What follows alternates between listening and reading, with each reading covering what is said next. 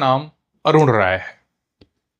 अरुण राय की मैं आज आपको उसकी कथा सुनाऊंगा और ये बताऊंगा कैसे उसकी 18 पेशी में उसकी अर्जी स्वीकार हो गई बागेश्वर धाम सरकार में। बागेश्वर धाम सरकार में उसकी 18 पेशी में उसकी अर्जी स्वीकार हो गई। क्या थी उसकी समस्या, क्यों वह बागेश्वर धाम गया और कैसे उसकी अर्जी स्वीकार हुई, मैं आपको बताऊंगा।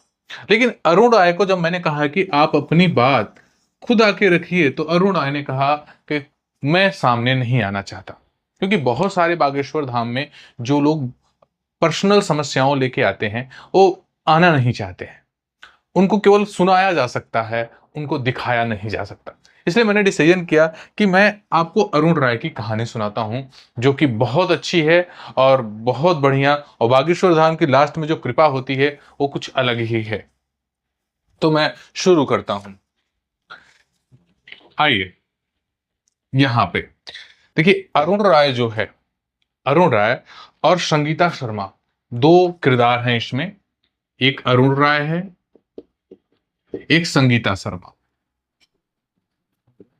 आप पूरी वीडियो देखिएगा अंत तक, तो आपको अभी कहानी पूरी समझ में आएगी। उसके बाद इसमें एक चीज और है, राजा यूनिवर्सिटी, राजा यूनिवर्सिटी।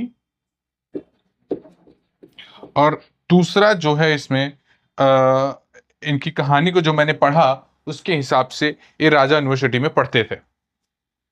अरुण राय, ये है सन 2012 की बात। अरुण राय बीटेक करता था। ये अरुण राय जी बीटेक करते थे। बीटेक मैकेनिकल ब्रांच इनका था। सेम ईयर में संगीता शर्मा भी बीटेक किया करती थी, बट ये सीएस ब्रांच से करती थी।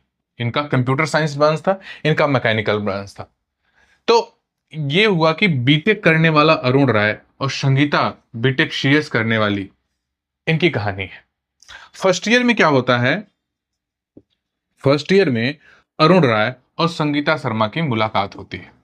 किसी फंक्शन के दौरान एक दूसरे से मिलते हैं, लेकिन एक कैजुअल मुलाकात होती है, कोई उसमें भाव नहीं था। फर्स्ट ईयर की पार्टी में मुलाकात होती है, बट कैजुअल था, कोई अंदर से कोई भाव नहीं था, कुछ ऐसा नहीं था। लेकिन अरुण के मन में एक भाव बैठ गया, बट कहीं कहीं संगीता के मन में भी अरुण के लिए एक प्यार था, और अरुण के लिए संगीता के लिए प्यार था। लेकिन अरुण कभी संगीता से ये नहीं बता पाया कि मैं आपसे प्यार करता हूं। हुआ यूं कि अरुण और संगीता में प्यार हुआ, वो एक दूसरे से प्यार करने लगे। अरुण अपने हॉस्टल से सुबह सुबह आ जाता था, कॉलेज के गेट पे खड़ा हो जाता था। जब तक सामने से संगीता ना गुजर जाए तब तक वो गेट पे ही खड़ा रहता था। और उसके बाद जब संगीता वहां से चली जाती थी, तो संगीता के साथ, उसके साथ में नहीं, अपने दोस्तों के साथ, किसी दूसरे के साथ बातचीत करते हुए संगीता के क्लासरूम के बाहर तक जाता था। उसी तरीके से अरुण, जब कॉलेज की छुट्टी होती थी, तो अरुण सबसे पहले, जैसे लेक्चर खत्म होता था उसका, छुट्टी का 4-5 बजे वाला, वो तुरंत आके गेट पे खड़ा हो जाता था। जब संगीता को वो देख लेता था तब हो जाता था। अरुण का बहुत गहरा प्यार था, और ये सब संगीता नोटिस भी करती थी। अगर कभी अरुण दिखे ना, तो संगीता ऐसा लगता था जैसे परेशान हो जाती थी। और ये अरुण चुपके से कभी नोटिस भी करता था। ये सारी कहानियां केवल अरुण की हैं, जो मैं बता रहा हूं केवल अरुण के मनोभाव है। पर संगीता भी कहती थी, हाँ मैं नोटिस करती थी कि वो खड़ा रहता था। दोनों का प्यार बहुत अच्छा था। बट कहते हैं ना कि तलाशो तलब में इतना मजा आया कि भगवान करे मंजिल कभी ना मिले। मतलब उन लोगों के तलाश में इतना मजा था जितना मंजिल मिलने में मजा नहीं था। कॉलेज का अंतिम दिन हुए, संगीता का प्लेसमेंट पुणे में हो गया, मोठा टेक्नोलॉजी में। संगीता का सिलेक्शन हो गया मोठा टेक्नोलॉजी में। संगीता जाके जॉब करने लगी पुणे में, और अरुण एक कंस्ट्रक्शन डिपार्टमेंट में काम करने लगा। अरुण जब एक कंस्ट्रक्शन डिपार्टमेंट में काम करने लगा, चीजें बहुत बदल गई। अरुण की जॉब पसंद नहीं आई, तो उसने जॉब चेंज करी, उसने तैयारी करी, यूपीएससी की करी। उसके बाद कई साल लगने के बाद 2018-19 में उसकी जाके जॉब लगी। 2018-19 में अरुण राय की जॉब लगती है। लेकिन जॉब लगने के बाद वो कहीं ना कहीं अस्थायी हो गया। लेकिन लॉकडाउन सबके लिए घातक था। लॉकडाउन में पिछली यादें आने लगी।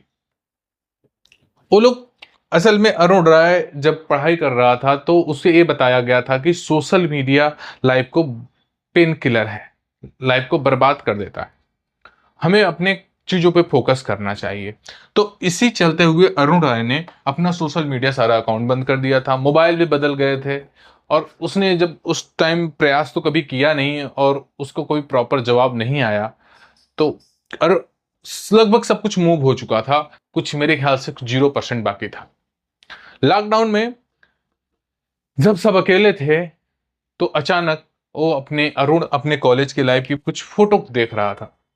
तो उस समय संगीता को देखा, उसे संगीता की याद दोबारा आ गई। जैसे ही संगीता की दोबारा याद आई, अरुण ने फिर से, उसके मन में संगीता से मिलने का भाव आया। लेकिन अब संगीता कहाँ है कहाँ नहीं है इसका कोई जानकारी नहीं थी। या कॉलेज से जाके उसका एड्रेस निकलवाएं, उसका एड्रेस पता करें, तब पता चलेगा कि संगीता कहाँ की थी। तो शायद कहाँ है कहाँ नहीं है उसने ये ध्यान ही नहीं दिया। और उसी दौरान उसने पंडित धीरज शास्त्री के वीडियो भी देखने लगे। बागेश्वर धाम पीठाधीश्वर सरकार के वो वीडियो भी देखता था। और जैसे ही बागेश्वर धाम सरकार के वो वीडियो देखता था तो उसे एहसास हुआ कि कहते हैं ना कि जो काम असंभव है वो बागेश्वर धाम से हो सकता है। तो अरुण ने जाके नवंबर, क्या डेट बताई थी उन्होंने, हाँ नवंबर 2022 में, नवंबर 2022 में अरुण जाके, नवंबर 2022 में ना अरुण ने जाके अर्जी बांधी, कि संगीता से मेरी दोबारा मुलाकात हो और संगीता से मेरी शादी हो। ऐसी अर्जी अरुण ने बांधी बागेश्वर धाम सरकार के में। अब वो तो अनंत है, वो तो भाव देखते हैं, और भाव मिल गया। हुआ यूं कि अर्जी बांधने के बाद हमारे गुरुदेव जानते ही हैं, लाखों लोगों की मनोकामनाओं को पूर्ण करते हैं। वो जो चाहते हैं मैं सबसे मिलूं, बट वो मिल नहीं पाते। यही केस हुआ अरुण राय के साथ। वो बागेश्वर धाम सरकार पीठाधीश्वर पंडित दीननाथ शास्त्री से मिल नहीं पाया, लेकिन गुरु की बात बड़े ध्यान से सुनते थे और ओम बागेश्वराय नमः, ओम सन्यासी देवाय नमः का पाठ रोजाना करने लगे। और गुरु की श्रद्धा मानकर वो कभी कभी वहां बागेश्वर धाम सरकार जाते थे। जब सामूहिक अर्जी लगती थी उसमें शामिल होते थे और बस इतना ही करते थे। अरुण जी बताते आगे ये हैं कि नवंबर 2024 से ये घटना शुरू हुई और वो नित्य क्रम ऐसे ही किया करते थे, एक आशा के साथ, एक उम्मीद के साथ। जैसे जैसे पंडित धीरज शास्त्री बताए थे वैसे वैसे किया करते थे। सब कुछ सही चल रहा था। संगीता जी भी, उनका तो स्टोरी अलग ही है। तो अरुण राय जी इस तरीके से थे। संगीता जी की भी शादी नहीं हुई थी, वो भी बहुत शादी के लिए मन्नत मांग रही थी। पता नहीं उनकी शादी क्यों नहीं हो रही थी। शादियां बहुत जगह तय होती थी, टूट जाती थी।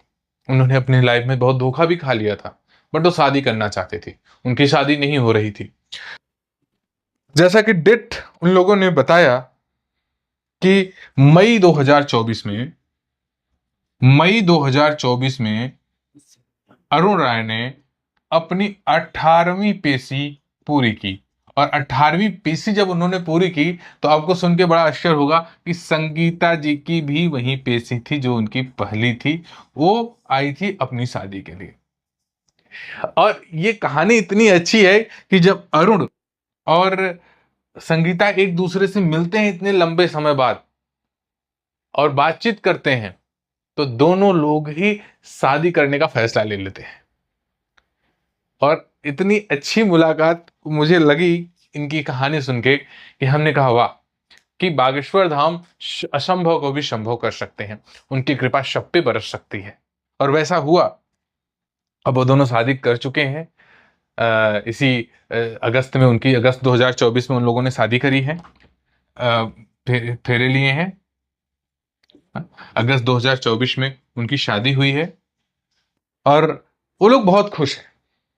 वो लोग बहुत खुश हैं। ये अरुण और संगीता की कहानी है। नवंबर 2024 में उनकी मुलाकात हुई।